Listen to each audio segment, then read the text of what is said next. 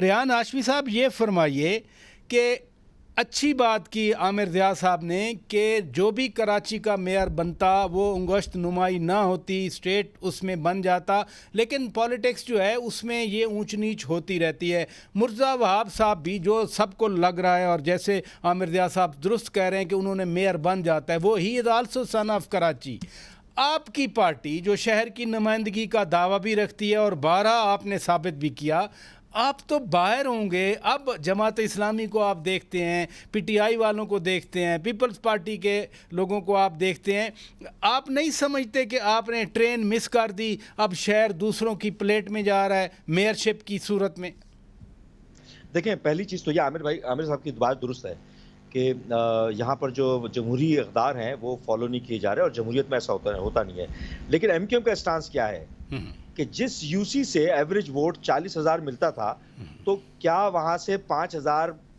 6,000 3,000 vote لے کر جیت کر آنے والا کراچی کی صحیح نمائندگی کرنے کا حقدار کہلائے گا؟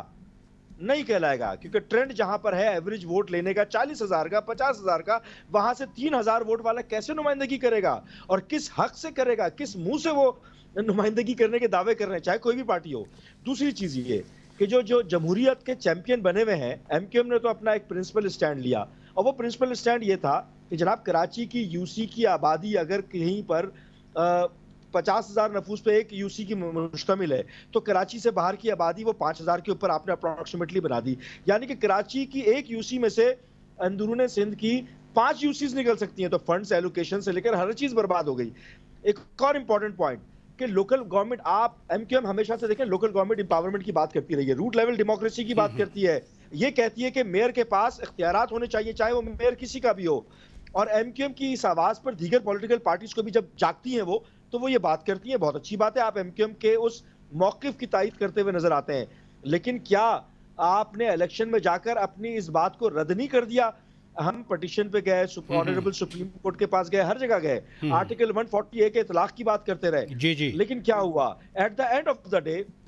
ہمارے جماعت اسلامی کے دوستوں نے اسی لوکل گورنمنٹ کے قانون کے تحت الیکشن لڑنے کو ترجیح دی، نہ کہ وہ چیزوں کو صحیح کرتے۔ پالیسی صحیح ہونی چاہیے نا، وہ لنگڑا لولا بلدیاتی نظام، ایسا نظام کہ جس میں نہ تو water and sewerage board mayor کے پاس ہے، نہ بلڈنگ کنٹرول ہے، نہ ایس بی سی اے ہے، نہ کے ڈی اے ہے، نہ ایل ڈی اے ہے، نہ سالڈ ویسٹ ہے، ایسا شہر کہ جس کا کچرا اٹھانے کا ٹھیکہ وزیر اعلیٰ کے ذمہ دار ہے، اور سالڈ ویسٹ مینجمنٹ بورڈ بنایا ہوا ہے۔ بھائی